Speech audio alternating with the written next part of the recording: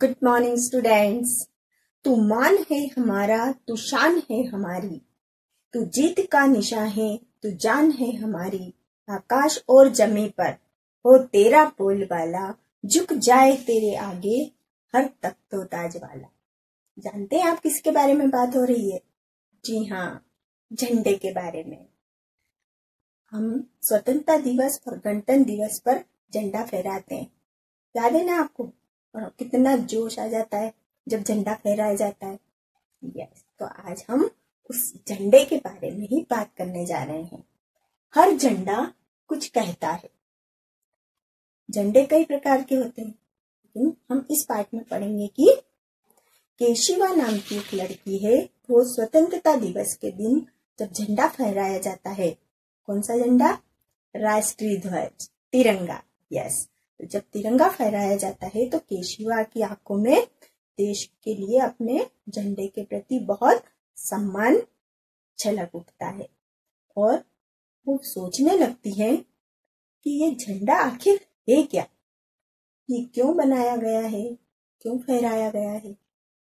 और इन बहुत सारे सवाल उसके मन में उठने लगे और इन्हीं सवालों की जानकारी प्राप्त करने के लिए वो कहाँ गई?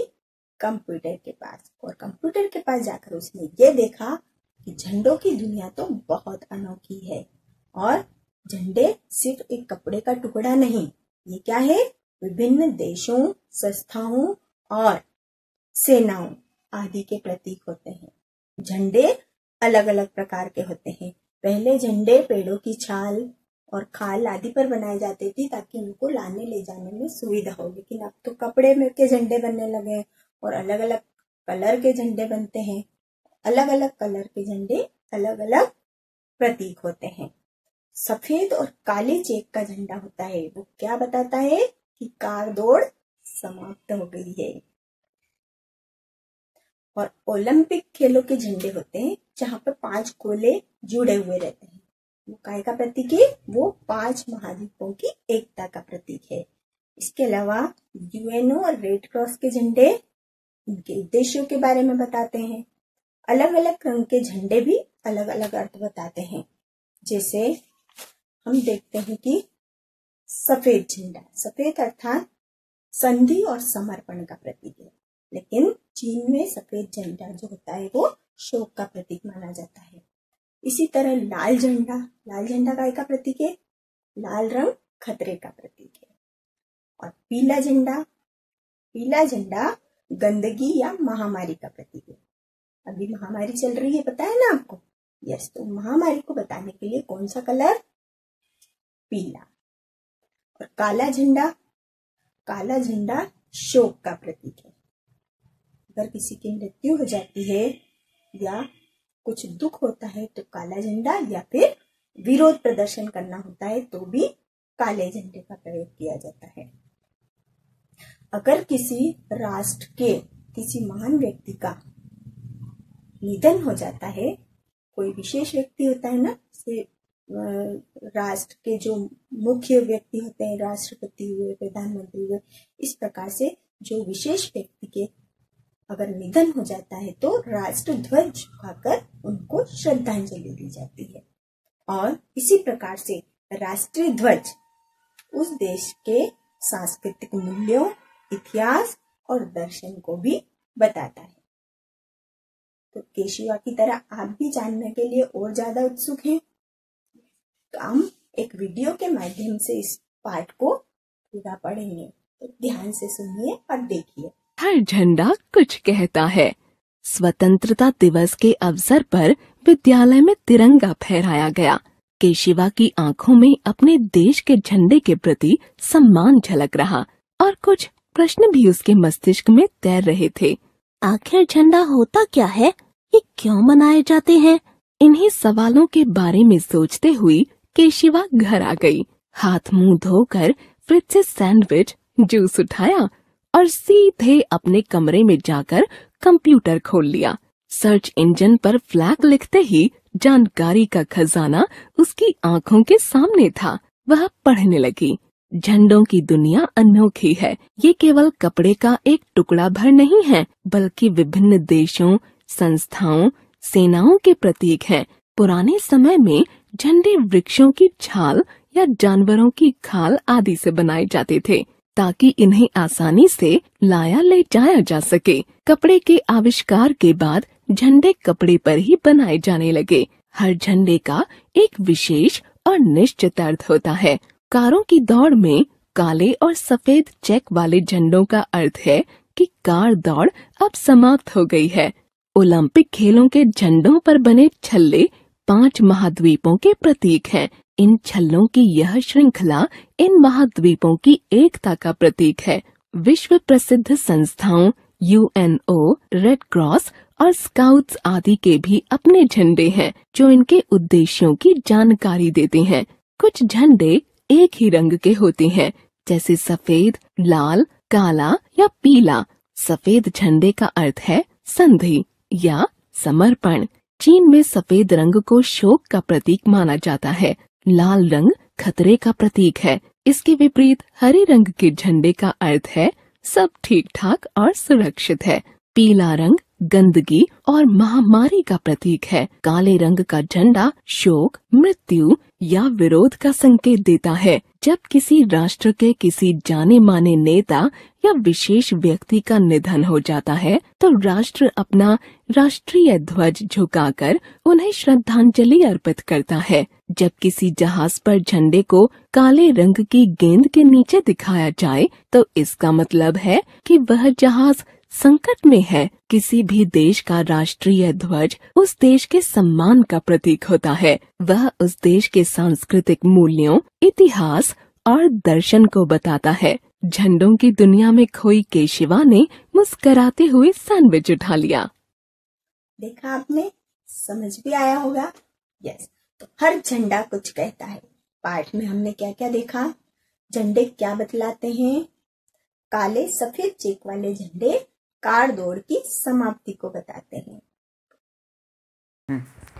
ओलंपिक खेलों के झंडे पर बने 5 छल्ले 5 महाद्वीपों की एकता के प्रतीक हैं।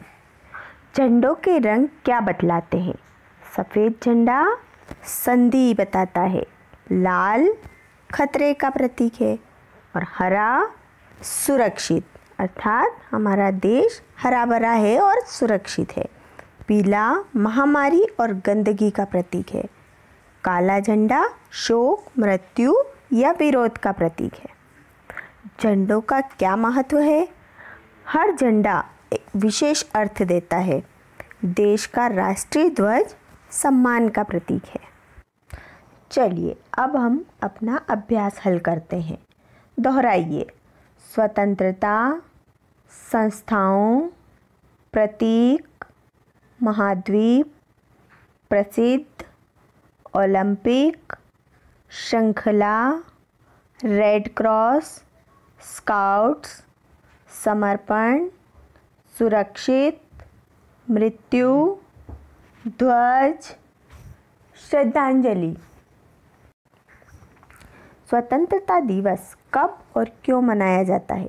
स्वतंत्रता दिवस प्रतिवर्ष 15 अगस्त को मनाया जाता है क्योंकि 15 अगस्त 1947 को हमारा देश आज़ाद हुआ था।